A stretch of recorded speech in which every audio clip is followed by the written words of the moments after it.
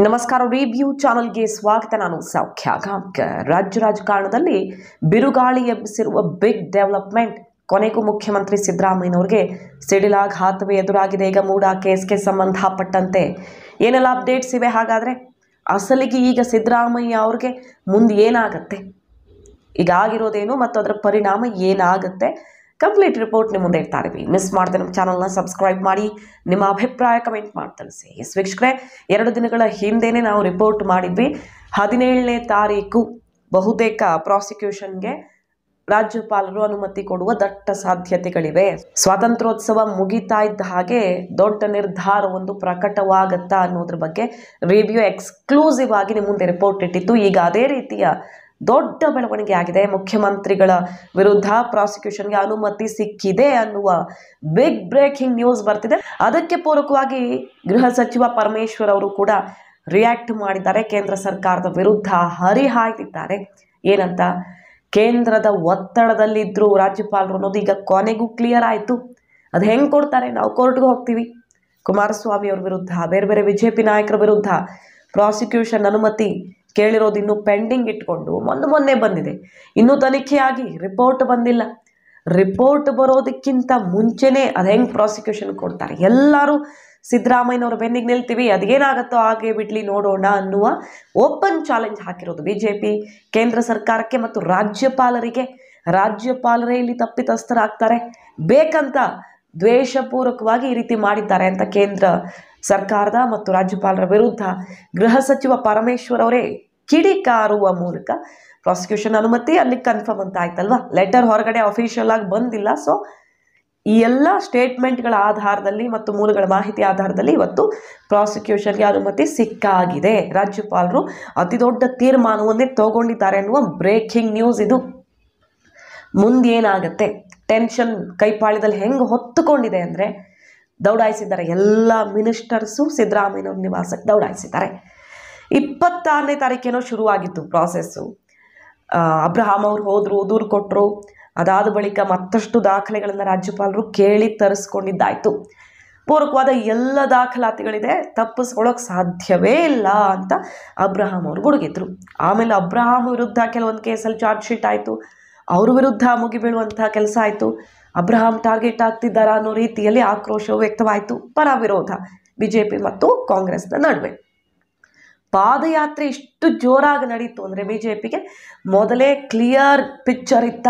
ಅಷ್ಟು ಜೋರಾಗಿ ಶಕ್ತಿ ಪ್ರದರ್ಶನ ಮಾಡ್ತಾರೆ ಅಂದರೆ ತಮ್ಮ ಪಾದಯಾತ್ರೆಯ ಫಲ ಸಿಕ್ಕೇ ಸಿಗತ್ತೆ ಅನ್ನುವ ಕ್ಲಿಯರ್ ಪಿಕ್ಚರ್ ಬಿಜೆಪಿಗಿತ್ತು ಅಂತಾನು ಚರ್ಚೆ ಆಗ್ತಿರೋದು. ಈಗ ಮತ್ತೊಂದು ಕಡೆ ಕಾಂಗ್ರೆಸ್ ಯಾಕಷ್ಟು ಜೋರಾಗಿ ಕೌಂಟರ್ ಕೊಡ್ತು, ಯಾಕಷ್ಟು ಗುಡುಗು ಸಿಡಿಲು ಎಲ್ಲ ಆಯಿತು ಅಂತ ಕೇಳಿದ್ರೆ ಕಾಂಗ್ರೆಸ್ಗೂ ಬಹಳ ಕ್ಲಿಯರ್ ಆಗಿತ್ತು ಇದು ಎಲ್ಲಿಗೋ ಹೋಗುತ್ತೆ. ಡಿಸೈಡ್ ಮಾಡಿಬಿಟ್ಟಿದ್ದಾರೆ ರಾಜ್ಯಪಾಲರು. ಸುಮ್ಮನೆ ಕಾನೂನು ತಜ್ಞರ ಸಲಹೆ ಅದು ಇದು ಅಂತ ಟೈಮ್ ಸ್ವಲ್ಪ ಎಳೆದಾಡ್ತಿದ್ದಾರೆ ಅಷ್ಟೇ, ಕೊಟ್ಟೇ ಕೊಡ್ತಾರೆ ಅನ್ನೋ ಸುಳಿವು ಅವ್ರಿಗೂ ಸಿಕ್ಕಿತ್ತು ಅನಿಸುತ್ತೆ. ಕಾನೂನು ಹೋರಾಟಕ್ಕೆ ಈಗಾಗಲೇ ಲೀಗಲ್ ಟೀಮ್ ಜೊತೆಗೆ ಸಿದ್ದರಾಮಯ್ಯನವರು ಸರಣಿ ಮೀಟಿಂಗ್ಗಳನ್ನು ನಡೆಸಿದ್ದಾರೆ. ರಾಜ್ಯಪಾಲರು ಯಾವಾಗ ಡೆಲ್ಲಿಗೆ ಹೋಗಿ ಸಾಲಿಸಿಟರ್ ಜನರಲ್ ಭೇಟಿಯಾದರು, ಲೋಕಸಭಾ ಸ್ಪೀಕರ್ನ ಭೇಟಿಯಾದರು, ರಾಷ್ಟ್ರಪತಿಗಳನ್ನು ಭೇಟಿಯಾಗಿ ಬಂದರು, ಏನೋ ಒಂದು ದೊಡ್ಡದಾಗತ್ತೆ ಅನ್ನುವ ಸುಳಿವು ಆವತ್ತೇ ಸಿಕ್ಕಿತ್ತು. ಕೊನೆಗೂ ಈಗ ಪ್ರಾಸಿಕ್ಯೂಷನ್ಗೆ ಅನುಮತಿ ಕೊಟ್ಟಾಗಿದೆ ಅನ್ನುವ ಬಿಗ್ ಬ್ರೇಕಿಂಗ್ ನ್ಯೂಸ್ ಬರ್ತಿದೆ. ಈಗೇನಾಗುತ್ತೆ? ನಂಬರ್ 1, ರಾಜ್ಯಪಾಲರು ಹುಡುಕಾಡಿದ್ದಾರೆ. ಡೈರೆಕ್ಟಾಗಿ ರಾಜ್ಯಪಾಲರ ಮೂಲಕವೇ ತನಿಖಾ ಸಂಸ್ಥೆಗೆ ಕೊಡೋಕೆ ಸಾಧ್ಯವ?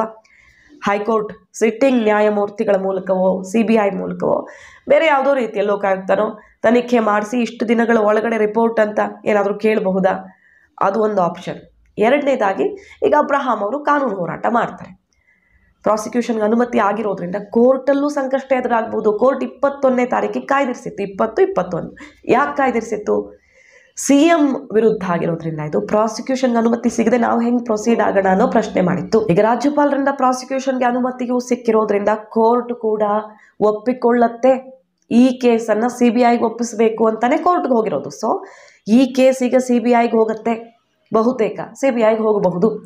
ಮತ್ತು ಮುಖ್ಯಮಂತ್ರಿಗಳಿಗೊಂದು ನೋಟಿಸ್ ಜಾರಿ ಆಗುತ್ತೆ ಕೋರ್ಟಿಂದ ಈ ಕೇಸ್ ಅಕ್ಸೆಪ್ಟ್ ಆದ ಸಮಯದಲ್ಲಿ.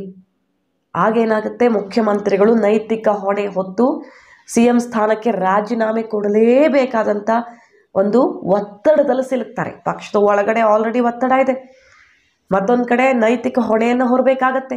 ಹೈಕಮಾಂಡ್ ಕೂಡ ಇದು ಪಕ್ಷದ ಮುಜುಗರ ಮತ್ತೊಂದು ಪ್ರಶ್ನೆ ಅಂತ ತಗೊಂಡ್ಬಿಟ್ರೆ ಅನಿವಾರ್ಯ ಆಗತ್ತೆ. ಮೊನ್ನೆನೇ ನಾವು ರಿಪೋರ್ಟ್ ಮಾಡಿದ್ವಿ, ಹೈಕಮಾಂಡ್ CM ಬದಲಾವಣೆ ಬಗ್ಗೆ ಸಿಕ್ಕಾಪಟ್ಟೆ ಸೀರಿಯಸ್ ಆಗಿದೆ.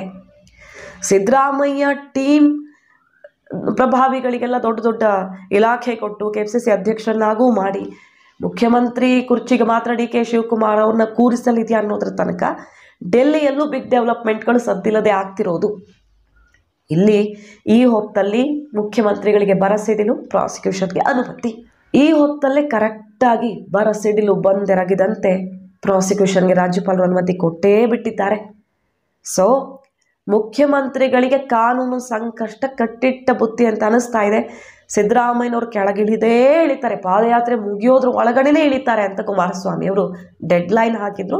ಅದಾಗ ಒಂದು 4 ದಿನಕ್ಕೇ ಇಷ್ಟು ದೊಡ್ಡ ಬೆಳವಣಿಗೆ ಆಗಿದೆ. ಸೊ ಇದು ಕರ್ನಾಟಕ ಸರ್ಕಾರದ ಬುಡವನ್ನು ಅಲುಗಾಡಿಸಲಿದೆಯಾ ಅಥವಾ ಮುಖ್ಯಮಂತ್ರಿ ಕುರ್ಚಿ ಶೇಖ್ ಮಾತ್ರನ?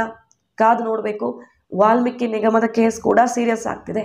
ಅಲ್ಲಿ ಎಲೆಕ್ಷನ್ಗೇನೆ ಈ ದುಡ್ಡು ಬಳಕೆಯಾಗಿದೆ ಅಂತ ಇಡೀ ದಾಖಲೆಗಳನ್ನು ಹಿಡಿದಿರೋದ್ರಿಂದ ಒಬ್ರಿಗಿಬ್ರಿಗಲ್ಲ, ಬರೀ ಹಣಕಾಸು ಇಲಾಖೆ ಮುಖ್ಯಮಂತ್ರಿ ಅಷ್ಟೇ ಅಲ್ಲ, ಸರ್ಕಾರಕ್ಕೆ ಸಂಕಷ್ಟ ತರುವಂಥ ದೊಡ್ಡ ದೊಡ್ಡ ನಾಯಕರ, ಪ್ರಭಾವಿಗಳ, ಮಿನಿಸ್ಟರ್ಗಳ ಕುತ್ತಿಗೆಗೂ ಬರಬಹುದು. ಇದು ಎಲ್ಲ ಪಕ್ಷದವ್ರದ್ದು ಇದೆ ಮೂಡಾದಲ್ಲಿ ಅಂತ ಅವರೇ ಹೇಳಿದ್ದಾರೆ, BJP ಅವ್ರಿಗೂ ಗೊತ್ತದು.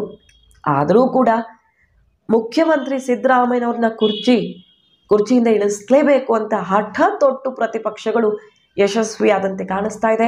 ಕೇಜ್ರಿವಾಲ್ ರೀತಿಯಲ್ಲಿ ಹಠ ಹಿಡಿದು ಕೂರ್ತಾರೋ, ರಾಜೀನಾಮೆ ಕೊಡೋದೇ ಇಲ್ಲ ನಾನು, ಏನಾದರೂ ಆಗಲಿ ಕಾನೂನು ಹೋರಾಟ ಮಾಡೋಣ ಅಂತ, ಅಥವಾ ನೈತಿಕ ಹೊಣೆ ಹೊತ್ತು ಕೆಳಗಿಳಿತಾರೋ ನೋಡಬೇಕು. ಒಟ್ಟಿನಲ್ಲಿ ಇದು ಕೈಗೆ ಅತಿ ದೊಡ್ಡ ಆಘಾತ. ಮತ್ತು ಸಿದ್ದರಾಮಯ್ಯನವ್ರು ಇಲ್ಲದೆ ಗ್ಯಾರಂಟಿಗಳನ್ನು ಸರಿದೂಗಿಸ್ಕೊಂಡು ಹೋಗೋದು ಅಷ್ಟು ಸುಲಭ ಇಲ್ಲ. ಮಾಹಿತಿ ನಿಮ್ಗೆ ಇಷ್ಟ ಆಗಿದ್ರೆ ಮಿಸ್ ಮಾಡಿದ್ರೆ ನಮ್ಮ ಚಾನಲ್ನ ಸಬ್ಸ್ಕ್ರೈಬ್ ಮಾಡಿ, ನಿಮ್ಮ ಅಭಿಪ್ರಾಯ ಕಮೆಂಟ್ ಮಾಡಿ ತಿಳಿಸಿ. Thank you.